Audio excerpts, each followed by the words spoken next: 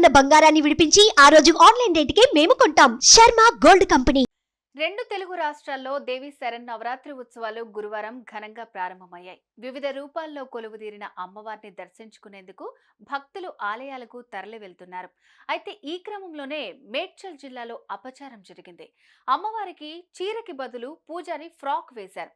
దీనికి సంబంధించిన వీడియోనే ప్రస్తుతం సామాజిక మాధ్యమాల్లో తెగ చక్కర్లు కొడుతోంది.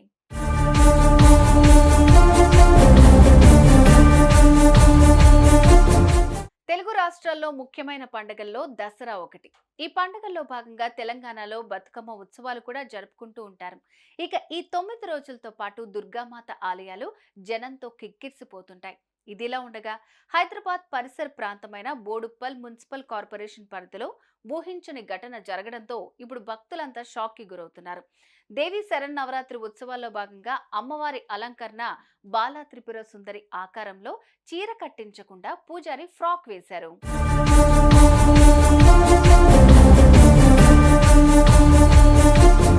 అయితే ఈ సీన్ చూసిన భక్తులు ఒక్కసారిగా ఆగ్రహానికి లోనయ్యారు. ఇదెక్కడి అపచారం, చీరకు బదులు ఫ్రాక్ వేయటం ఏంటని మహిళా భక్తులు అక్కడున్న పూజారిని నిలదీశారు. దీంతో ఆ పూజారి భక్తులపై దురుసుగా ప్రవర్తిస్తూ, శాస్త్రం మీకు తెలుసా, బాలా త్రిపుర సుందరి దేవి రూపంలో ఉంది, దుస్తులు విప్పి లేదు, జుట్టు విరబోసుకొని లేదు, గాజులు లేకుండా లేదు అంటూ ఓ మహిళపై విరుచుకుపడ్డాడు. ఈ ఘటనకు సంబంధించిన వీడియో ప్రస్తుతం సోషల్ మీడియాలో వైరల్ గా మారుతోంది. దీన్ని చూసిన నెటిజన్స్ అపచారం జరిగిందంటూ పూజారి తీరును ఎండగడుతున్నారు.